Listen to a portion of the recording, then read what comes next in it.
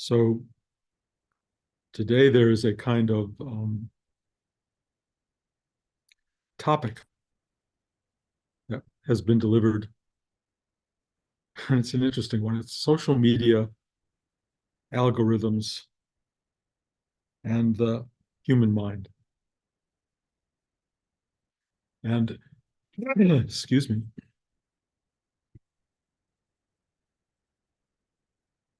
when I was a boy in the 1940s and 50s in Detroit, our news was dropped off at the front door. It was in the form of two newspapers, the Detroit News and the Detroit Free Press. And why we got two, I don't know. But one had a comic section, which was the news, which I loved, and headlines, of course, and stories, which I glanced at. We did not yet have television. We did not yet have anything other than radio. And on occasion, it would be flicked on. I know when I came home from school, sometimes my mom would be listening to some news, but mostly kind of talk shows, the equivalent of that. And there was very little social media. Most we had was talking to our neighbors over the fence in the backyard, talking to my cousins down the block, in school, kids gossiping about things. And it was a very contained world. We lived in neighborhood life, and neighborhood life was small but very comforting. I used to ride around it on my bicycle. I used to see when a neighbor painted their house and when they planted flowers or when they left a mess out front. And that was social media. I got a sense of the world from that.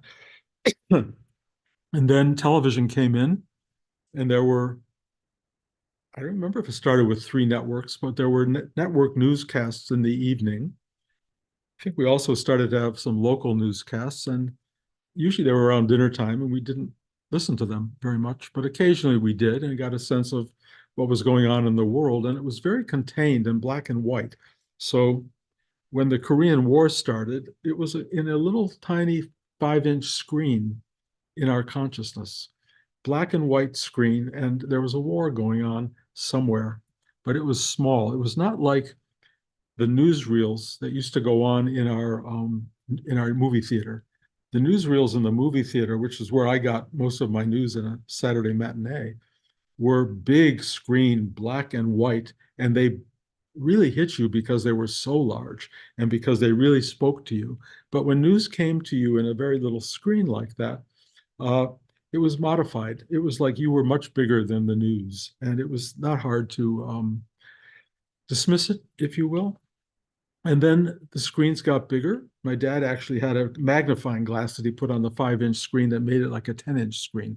And it was like kind of bubbly, but it was like, oh my God, this is huge. And then, of course, they got bigger.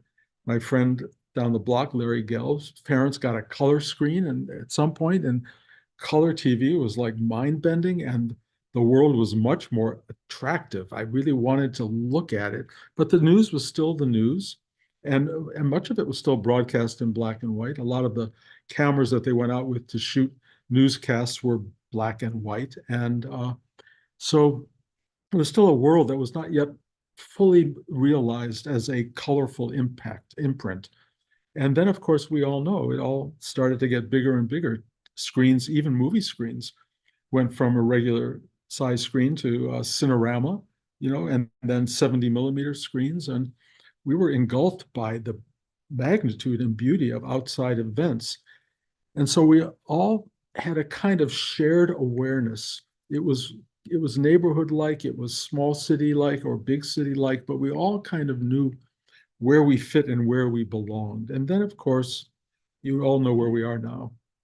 We have, you know, these, um, and and I'm finding, as are most of us, that these things are very much a communicative space for us for to reach out to other people. I'm not as big on it as I know a lot of my family are. I don't do Facebook. Uh, I'm on YouTube because of the broadcasts that we do here, and I'm on Instagram, and it's really intriguing to me because Instagram particularly, but also YouTube at this point, and God knows all the other versions of it, TikTok and things which I don't do. But they have these algorithms, and the algorithms know what you like. They are programs. Now, it's not like you don't already have algorithms, because when you were 4 years old, they were forming. You liked Hershey's over another chocolate. You liked, there were favorites and things you didn't like at all. And they kind of, for some people, lasted forever. Some people made their decision at the age of 3 that I don't like whatever this thing is, Brussels sprouts, and you never had them again in your whole life. It's an algorithm that says nope to Brussels sprouts and yes to mashed potatoes. And you're starting to program yourself into a world of likes and dislikes, attractions and distractions, and things you don't want to go near and things you want to cultivate as more and more. Of course, there's the arrival of pornography in the world. Now, when I was a kid, that barely existed. It was Playboy magazine at most, and my dad had stacks of them under the bed. I was gay, so there was nothing really there that I knew about to look at. It was very hidden, but there was that incredible hunger for nakedness and attractiveness and sexual potency, and of course that's all over the internet now. And if you start to plug into any of these particular things, I'll go to pornography, but I'll also go to recipes and how to make chocolate cakes and how to the news. There are so many billions of things that we get attracted to, and of course, the moment you tap into that, the internet knows you. That's where you go. That's what you're about. And if anybody in this class picked up your phone, we would know more about you than most people in the world would ever have known about you, just on your phone. What do you look at every day? And how often do you look at it? And how much do you get from that, being fed your own desires, your own interesting things that you care about? Except, of course, when you explore something somewhat new, you look somewhere that you didn't plan to look, and the internet decides, oh my God, that's something they love. And so suddenly, shrimp casseroles are everywhere on your internet, and you don't really need to have that there. And I don't anyway know how to get rid of that stuff. But it's very, very enlightening to see yourself broadcast back to yourself through the social media that you follow and that you are addicted to in many ways. This is me. This is me. Of course, you're not seeing anything here, but it's who I am when I tune into myself. But it's really my mind. It's my mind on a screen, reflected back to me. It's not perfect because they don't get me completely, and there are avenues, of course, you don't explore on a screen. But there are all of these things that start to happen when you go on a screen, especially with algorithms, because they start to show you things you might like. And in fact, for me, they show me things that are unbelievably wonderful. They show me new photographers, painters. They show me the insides of people's homes. I don't know why I'm fascinated by that, but I am. They show me, men working out, something that turns me on. They show me, you go on and on, on and on. They show me stuff that I go, ooh, oh. And then one of the things I've discovered is how amazing the people are, how talented people are, how many brilliant, brilliant human beings exist in the world that I would never, ever have known about if I didn't, when I turn on the Instagram, usually to see if anybody's looking at any of my photographs, which occasionally they are. But that just is one little part of it. What starts to happen is I see all of these amazing talents. People I never would have known existed are suddenly in front of me. And the algorithm helps me find them. I don't even have to search. It just brings them to my attention. And I am loving the algorithm. And I find more and more remarkable things. For some reason, dancers have appeared on my screen. And they just appeared, and I started liking them. God, you know what happens when you like something. There's just more and more and more and more dancers, but they're all incredible. People who do things I didn't think people could do. I mean, it's in unison, the dancers together, singular dancers. And I'm going, who would have ever known that this much talent existed on the planet Earth if it wasn't for this algorithmic thing that shows me how blessed we are to see who we are. I would never have known this in the 1940s or 50s. I would never have known that people all over the world had these unbelievable skill sets, these magical qualities, these elements of beauty and interest and fascination as human beings, because we were so limited in our viewpoint.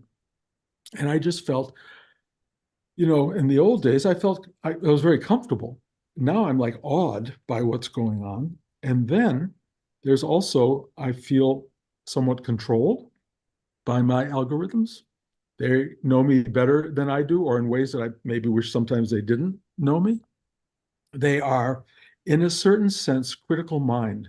They are the mind that looks at the world and goes, yes, yes, no, no, yes, maybe, I like that, don't like that. It's manifested now as a machine that knows you. And now that AI is coming into the picture, it's going to be beyond anything you can imagine. We are going to be totally woven into the fabric of the human experience together. It will know us in numbers. It will know how many of us like this, how many people don't like that. It will have a measure of the human experience that's remarkable. There are times when I look at the algorithm and I feel like, in a way, God loving the creation of God. I'm so joyful that each one of these beings doing their dances, singing, laughing, crying, telling their stories, whatever they're doing, I go, I love this creation. I love this. I love this world. But that's because the algorithm shows me what I want to see. If the algorithm was controlled by outside forces and it showed me what I didn't want to see or what it said I should see or what it says that I need to see for its purposes, that's very different. And the problem with that is that at this moment in time, it doesn't show us the full spectrum of what's going on out there. It shows us a limited spectrum because we choose and it chooses for us. But it's going to change and it's going to be more like our own mind, if you will. We're going to see things we don't like. But in a way, you can't take your mind away from it. And for me, I have not begun, on October 7th, refusing to look at stuff coming out of the Middle East. I just found it too painful. And my phone knows it's too painful and it's not showing it to me, except that I look at headlines in the news and I glance at them. So I have a little idea of what's going on in the world around me, but it's not assertive in the way that makes me feel out of control. But the headlines are getting bigger. The world around me is becoming more visible in the sense, not just through social media, but through the atmospherics of life and through every one of you in a way.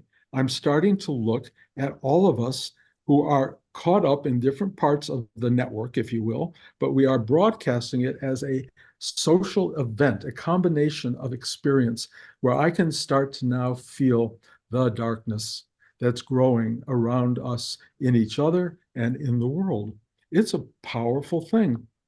So even though my social media is being, for me, limited by my choices, I am aware that there could come a moment in our history where we are not allowed to have an algorithm that serves us. It can be an algorithm that serves a larger outside force, a dictatorial force, if you will.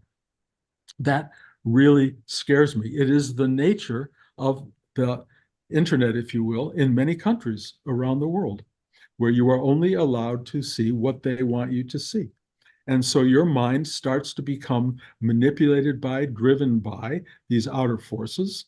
And then you either find a place or a way to pull away from that internet and find something that speaks to you of your own truth, or you are caught in the outer truth.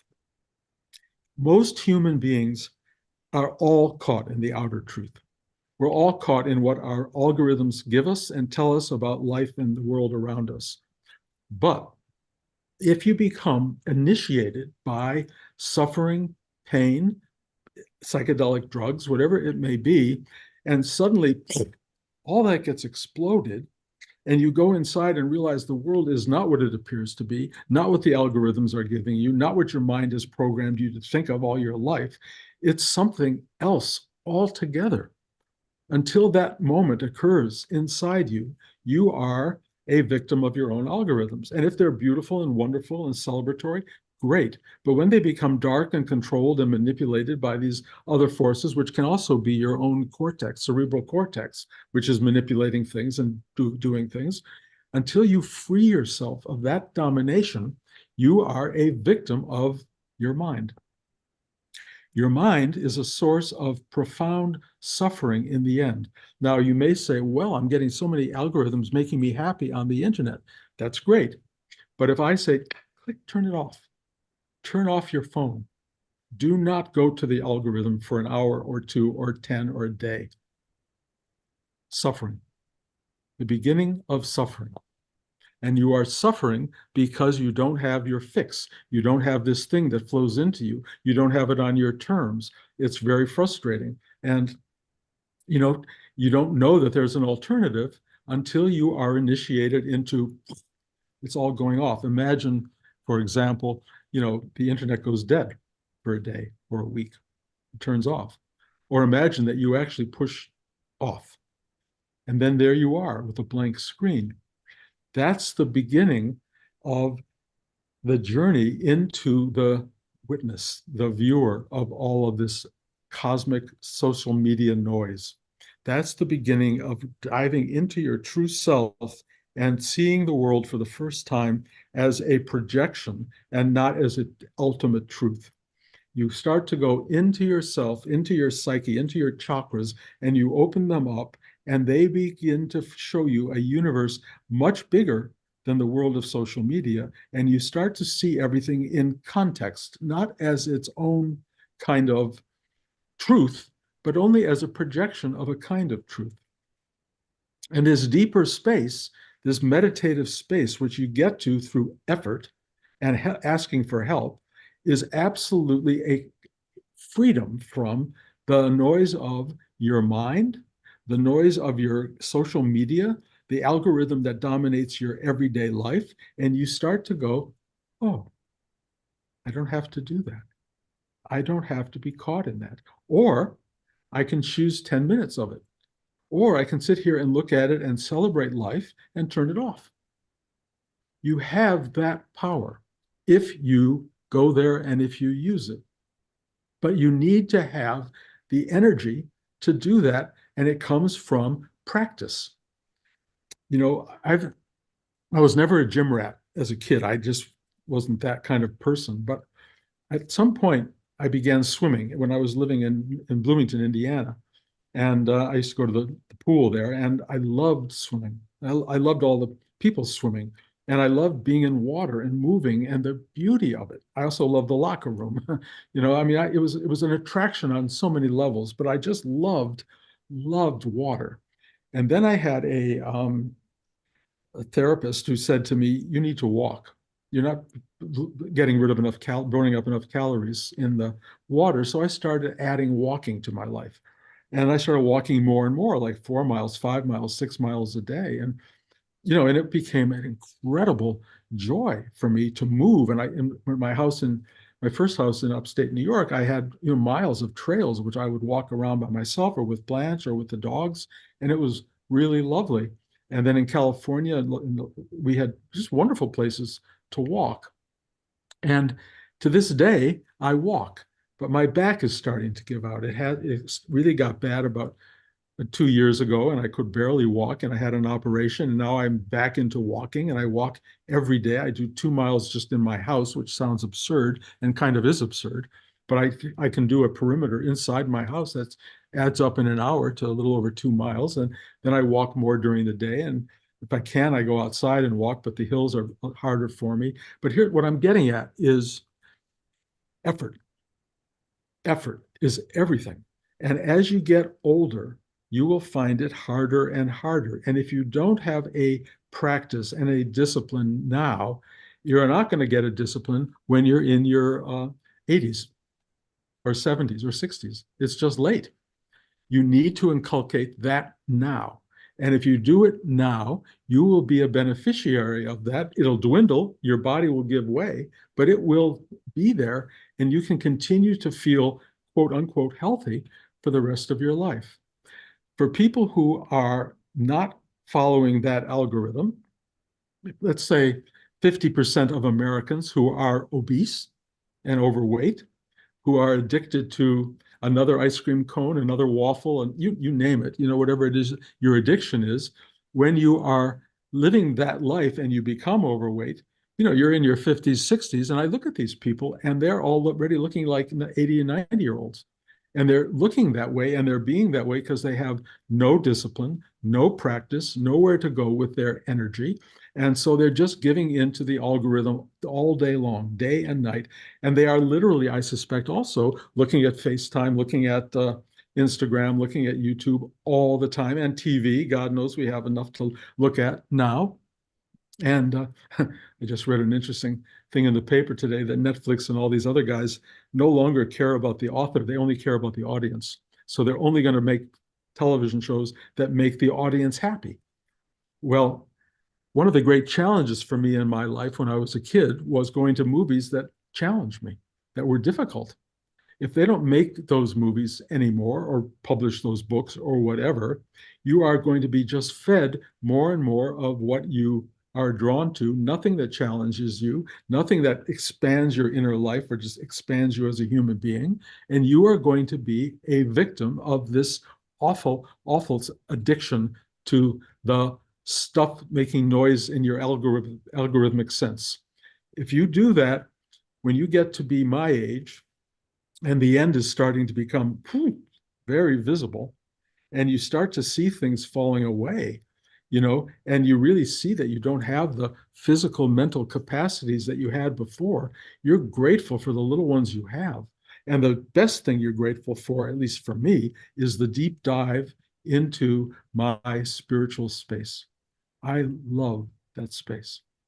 I go there every day and I feel it. In fact, in truth, it's pretty much there all the time. I will tell you, it does challenge me, and I've talked about this. It sometimes evaporates, but it kind of does it as a teaching.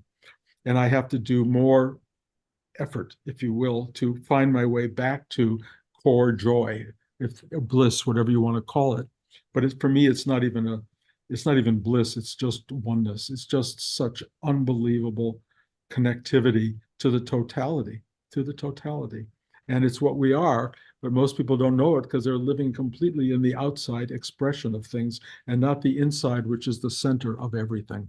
And then the two together are what you are as a whole being. Your wholeness is the outer and the inner as one, period.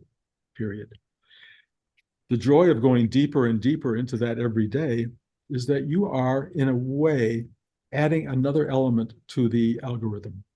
And that is called the meditative stillness. Meditative stillness becomes something that when you turn off your phone, you turn off your computer, and you just sit there, you go, oh, it's just you. And if you really go deep inside, when you go, it's just you, you go, oh, because it's not just you as a little ego-minded thing absent and away from its joys and pleasures. You are you as an oceanic awareness of the totality of being that is actually and in truth what and who you have always been. If you know that, it changes the balance and the harmonics of your life. It gives you a life of such richness, of such joy, of such control, if you will. You're not a victim. You are not that you're in control. Here's where your control comes in. You can turn off the algorithm. You can turn off the phone. You can turn off social media, and you can turn it on. You don't have to be a slave of one or the other. You just are a person who lives in balance and can choose that which guides you through the life you're living, and have a remarkable life, but enough strength at the end of it, when so much of your capacity is being taken away, to fall back in on the depth of your being that you found through your work in your life as a person practicing the meditation experience. I used to go to the gym, and I used to have a trainer at one point, and he would push me. He kept pushing me to go further and further and further.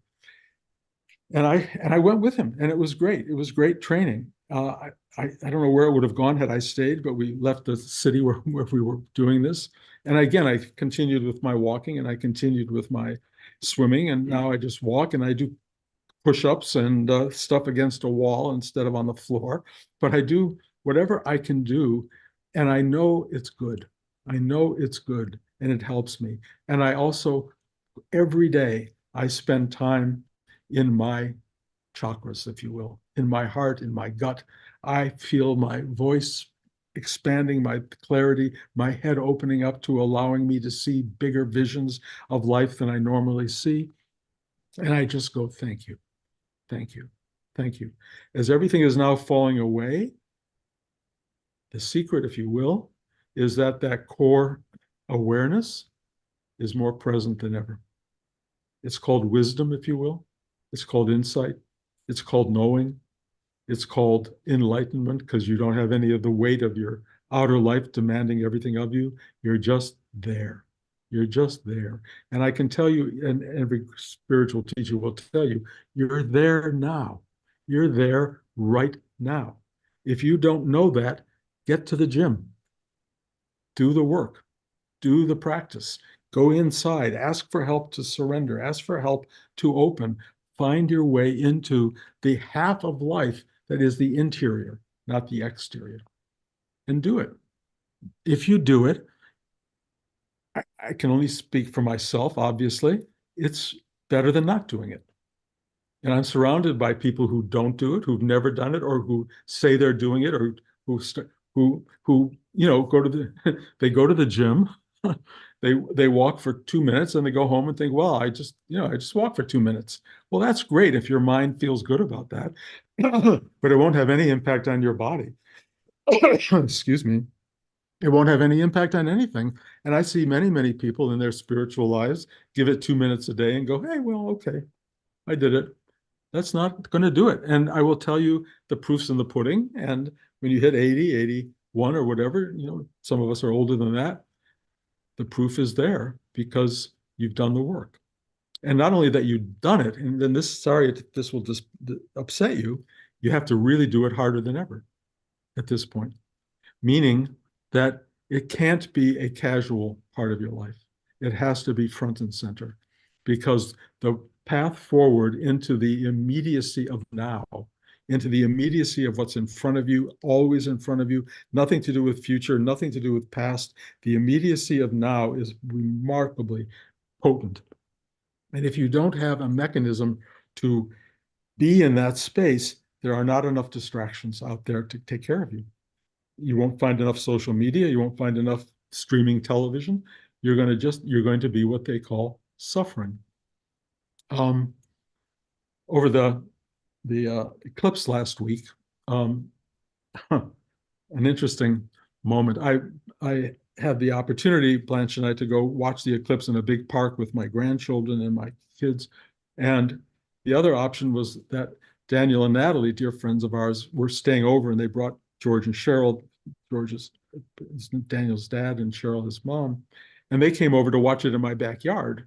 So I decided, I didn't know if I wanted to go to the park. It seemed like it would be thousands of people sitting in the backyard. Daniel had decided to do a Buddhist ceremony for eclipses with Natalie, and they were going to chant, and they had cymbals and bells, and I thought, I'm going to sit in the front yard with Blanche and just look at the pond. But then I heard the cymbals and the bells, and I went, that's really, really beautiful. And so Blanche and I walked out to the backyard, and we sat around this fire pit, and Daniel had begun a fire, and he's singing and chanting in Tibetan, and then it goes into English. And I am listening to the chant, and it is enthralling. It is so stunning and so of the moment. In fact, it is a chant for eclipses. And it started out with the vastness of our being, everything we're trying to talk about in class. And then it went into the source of suffering, of human suffering. And the list was massive. And one of the things it brought to my attention in a big way was homeowners, the source of suffering that comes from owning a home or being in a home and having all of this comfort that you get, which we all get from, protection from rain and from too much sun and warmth and cooling when we need it and all that stuff. And I was listening to this and I'm going, oh my God, I am addicted to comfort and my home and my comfort. And it started to address how that is a source of suffering. And of course, I don't think about that. And the reason I don't think about it is because it's so addictive. But I realize, of course, because now I'm at a certain point, that's all going to go away. I'm not going to have a home. I'm not going to have a house over my head. God knows with our, political environment, you may not even live your rest of your life in your house. You may, have to go to all these other spaces. I suddenly realized my own home is a space of suffering. And then I started looking all around me at how many things I'm addicted to and how, even at this age, I need to let go, let go, let go over and over in a way deeper than ever because the final letting go is right around the corner at any minute. And I really want to be this person who's done everything. When I finished my book, I felt I'm done. I'm done. And then I felt I had to send it to my relatives and I had to write a little inscription. So I sat down and wrote inscriptions for all my relatives and I had the book sent out to everybody. I said, now everybody knows I love them. I've done all the work I need to do. And I felt unbelievably encased like in a warm blanket. And I had a dream about some dog that kept licking me in the face and loving me. And I just felt loved and everything. And then boom, it was like, that's done. Now what? Now what? Emptiness beyond, beyond, beyond.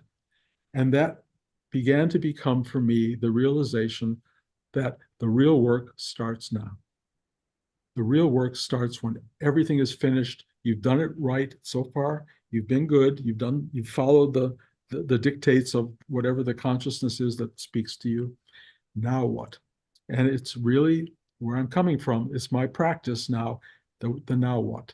And I will share with you week by week, for any of you who still want to sit around and hear an 81-year-old guy talk about now what, I will do that to the best of my ability.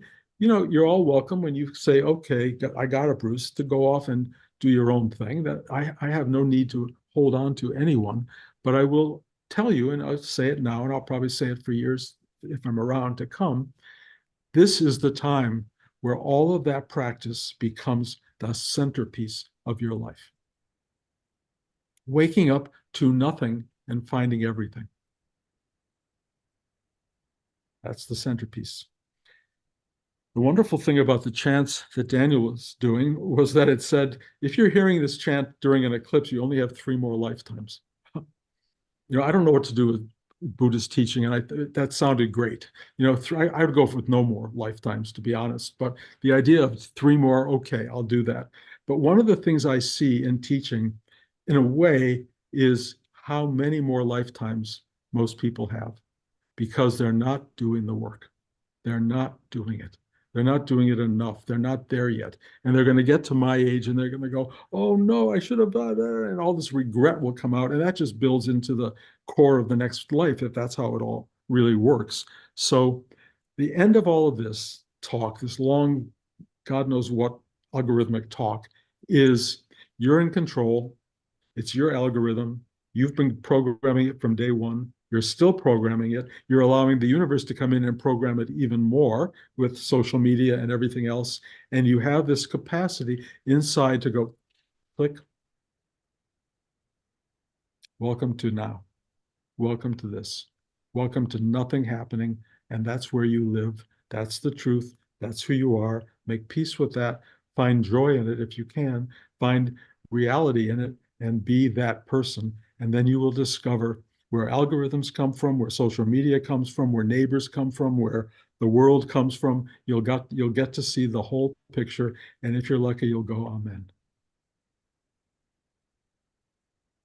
Amen. Okay. That was long. I apologize. Uh, I'm open to questions. I don't know, anybody has them. I'm open to doing them. Okay, Zoom user. I forget. I uh, I don't know your name, so you raised your hand. Why don't you just start asking your question? Is that Rose? I can't hear you. Uh, It's Evgenia. uh, uh, oh, I'm sorry. Okay, good. Kenya? Uh, yeah, I have I don't know, a quick question.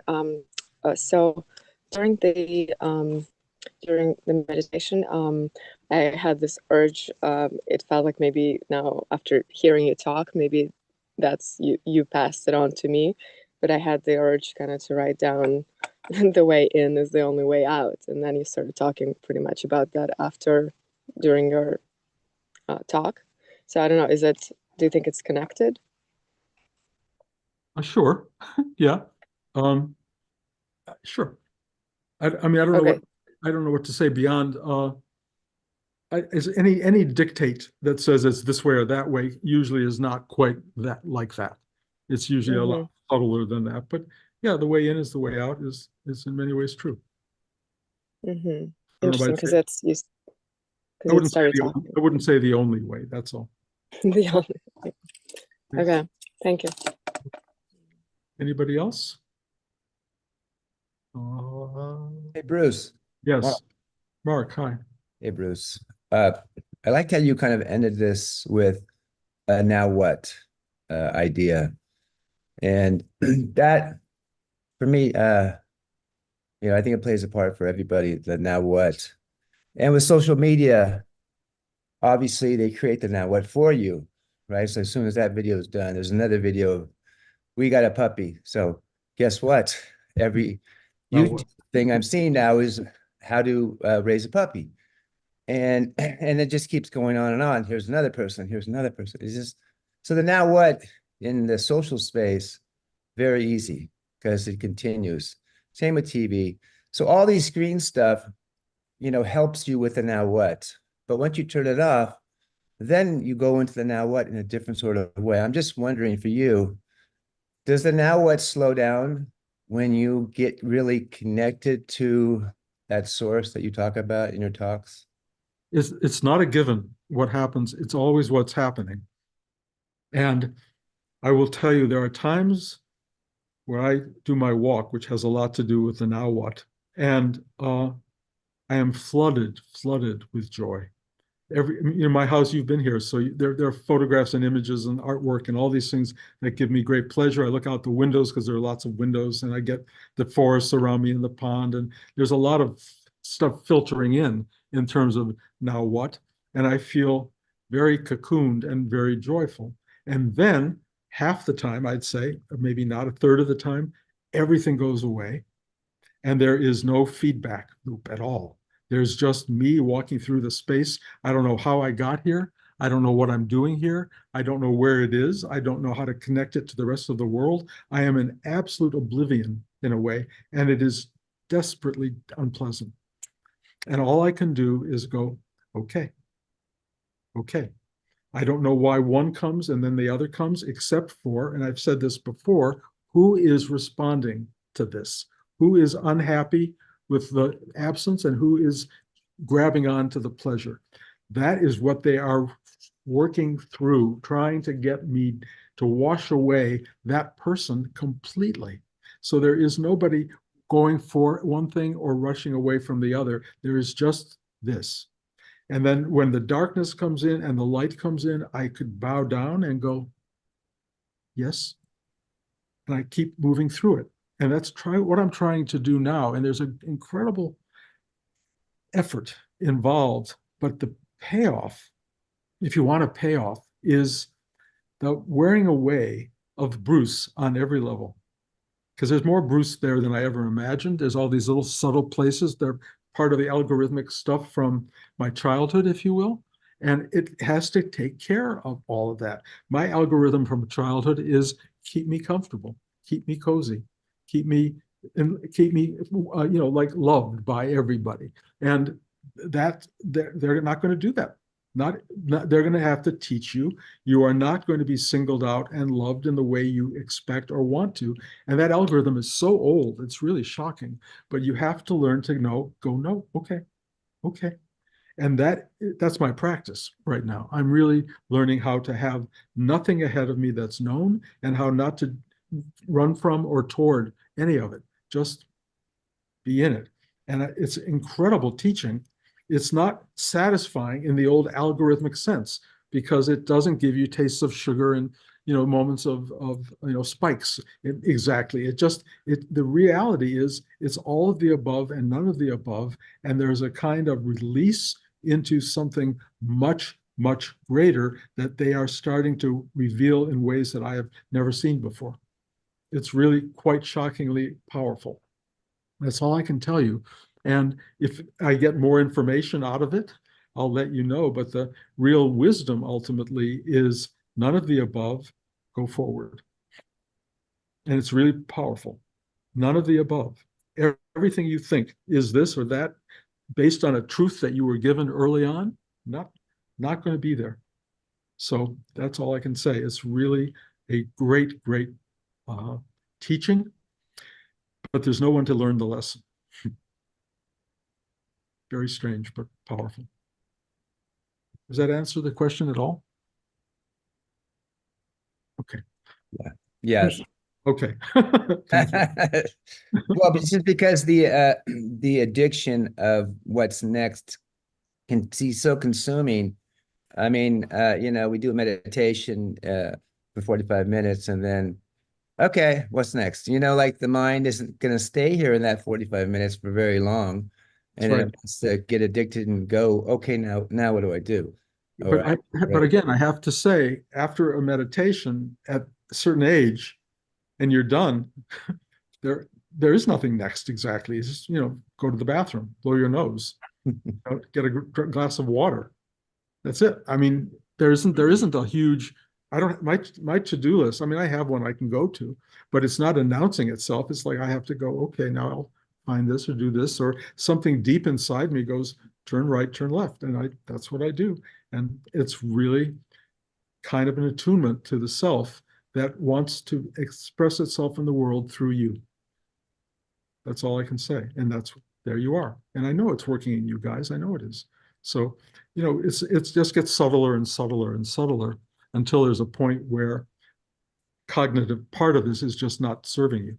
You just aren't getting it like, I get it. I get it. There's nothing that goes, I get it. It's the opposite. It's like, I don't get it because there's no I to get it. Then what? How do you live that? It's fascinating. But anyway, this can go on forever, as you know. Are we done? First, I have a question. Yeah, yes. It's a little off topic, but what do you do with positive psychic tension? We know to get rid of negative psychic tension. How do you describe positive psychic tension? That's a good question. That's what I'm asking you. I don't know what it is. The only thing I could think, only way to put it, George. I sort of Googled it, and they're giving an example of Roger Bannister breaking the 4-minute mile. And it's getting yourself psyched up to do something that hasn't been done before. That's great. That's great. That's good. That's a good one. Positive psychic tension, take action rather than try to get rid of it. Let it motivate you into the action that you need to follow. Every one of us has stuff to do, whether it's making the bed or whether it's, writing the next, opera or screenplay that you've got to write. We all have stuff we can do, but when there's nothing to do, well, that's different. But the one thing you can do, and I guess even Roger Bannister would kind of understand this, how do you bring all of your absolute most dynamic energy into becoming nothing? How do you do that? Practice. He could possibly give you an answer to that. But that's the best I can tell you with positive psychic energy. Just go and turn it into being really brilliant with the next thing you do, or loving, or kind, or gentle. Period. Okay. Todd, is that okay? Yeah, quick question. Isn't trying to get rid of negative psychic energy part of that addiction to comfort? Where if we're everything, then how can you really get rid of anything that is obviously there to serve you. Well, yeah, but you know, we're not always served by it. You know, if Rudy used to say, you know, you do this exercise, you take a breath in your heart and you hold your breath and you let your hands hang by your side and ask for help to let go of negative psychic tension. And what happens is these forces that tend to, let's say, bring you to the internet or tell you to take one more Hershey bar or to, you know, to eat or whatever your thing is. My thing was always food, you know, trying to go get more pleasure from the thing that's going to cause you pain in the future. Getting rid of that instinct, that drive, that compulsion is a part of negative psychic tension. It's not a bad thing to let go of that. And if there's So it's like the negative algorithm that I've created in a way. Yeah, in a way, yeah, but it's a good one, and it really helps you with the human journey because you start to be in charge of the very things that make you go for the stuff that's going to cause you to be 500 pounds or whatever, 280 pounds when, you know, because you haven't been able to control any of your negative psychic tension, which brought you into, I got to eat, I got to watch TV, I got to do this, I got to do that. It's all going to kill you, and the journey out of here is not fun. I will tell you that. And if you haven't worked it out on some level, go see my movie Jacob's Ladder and see what the journey, see what the movie tells you about the human journey, letting go of the life you've lived. Not easy at all. And it takes a really quiet, simple, established being to go, okay, and hand it over with gentility and grace and be done. But almost nobody does that.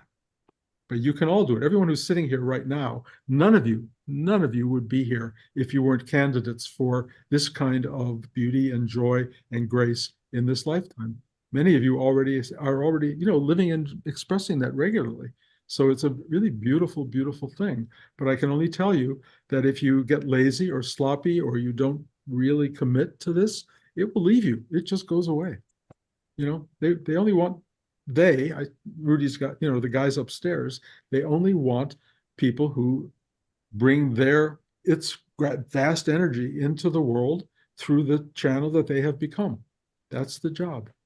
If you do that, and it doesn't have to be to masses, it's just to the people around you. Just do that. It makes for an amazing life. Okay, now have we done? Oh, okay. Thank you. Next week, in-person class and Zoom in New York, and we will go from there. Stay well, everybody.